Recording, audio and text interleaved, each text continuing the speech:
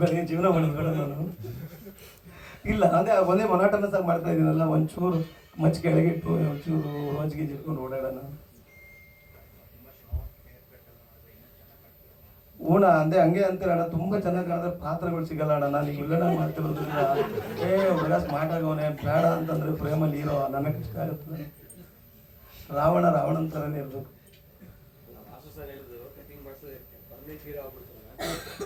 ಇಲ್ಲ ನಾನು ಎಲ್ಲ ಥರದ ಪಾತ್ರ ಮಾಡಬೇಕು ಅಣ್ಣ, ಅದೇನೋ ಸ್ಟಿಕ್ ಆಗಕ್ಕೆ ಇಷ್ಟ ಇಲ್ಲ. ಇದರಲ್ಲಿ ಸರ್ ಹೇಳಿದ ಪಾತ್ರ ಚೆನ್ನಾಗಿದೆ, ಒಂಚೂರು ಪ್ರಧಾನವಾಗಿದೆ ಅಂತ ಮಾಡ್ತಿದ್ದೀನಿ. ಇದೆ ಅಣ್ಣ ಒಂದಷ್ಟೊಂದು ಟೈಮಿಂಗ್ ಚೆನ್ನಾಗಿದೆ ಅಂತ ಸರ್ ಗೊತ್ತು. ಯಾಕಂದ್ರೆ ಅವ್ರದ್ದು ಹಿಂದಿನ ಸಿನಿಮಾದಲ್ಲಿ ನಾನು ಆ ಥರದ್ದು ಒಂದು ಮಾಡಿದ್ದೆ ಅಣ್ಣ, ಅದ್ರ ಸರ್ಗೆ ಆ ಟೈಮಿಂಗ್ ಸಖತ್ ಇಷ್ಟ ಆಗಿತ್ತು. ಸೊ ಇದನ್ನು ಬಳಸ್ಕೊಳ್ಳೋಣ ಅಂತೇಳಿ ಆ ಥರದ್ದು ಒಂದು ಸ್ವಲ್ಪ ಇದೆ ಅಣ್ಣ. ಯಾಕಡೆ ಇಷ್ಟು ಅಂತ ಭಾರ ಜಾಸ್ತಿ ಅದಕ್ಕೆ ಅಣ್ಣ 100% ಕಮರ್ಷಿಯಲ್ ಸಿನಿಮಾ.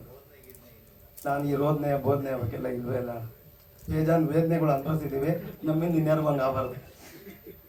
ಥಿಯೇಟ್ರಲ್ಲಿ ಕೂತಾಗ ಅಣ್ಣ ಆಯ್ತಾ ಅಣ್ಣ ಇಲ್ಲಣ್ಣ, ಯಾಕೆಲ್ಲ ಹಿಂಗಿಲ್ಲ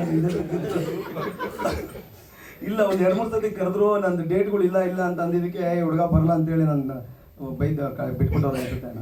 ಇಲ್ಲ ಅಣ್ಣ, ಥರದ್ದೇನಿಲ್ಲ. ಇದ್ರೆ ಖಂಡಿತ ಹೋಗ್ತೀನಿ, ಒಳ್ಳೆ ಆಫರ್ ಹಂಗಾದ್ರೆ ಹೋಗ್ತೀನಿ ಅಣ್ಣ. ಇದೇನಾದ್ರು ನೋಡಿ ಅಕಸ್ಮಾತ್ ಕರೆದ್ರೆ ಖಂಡಿತ ಹೋಗ್ತೀನಿ. ಇಲ್ಲ ಅಣ್ಣ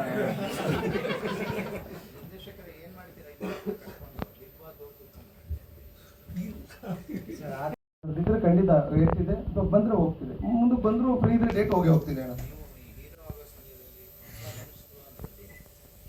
ನಮ್ಮ ಸೂರಿ ಸರ್ ನಾನು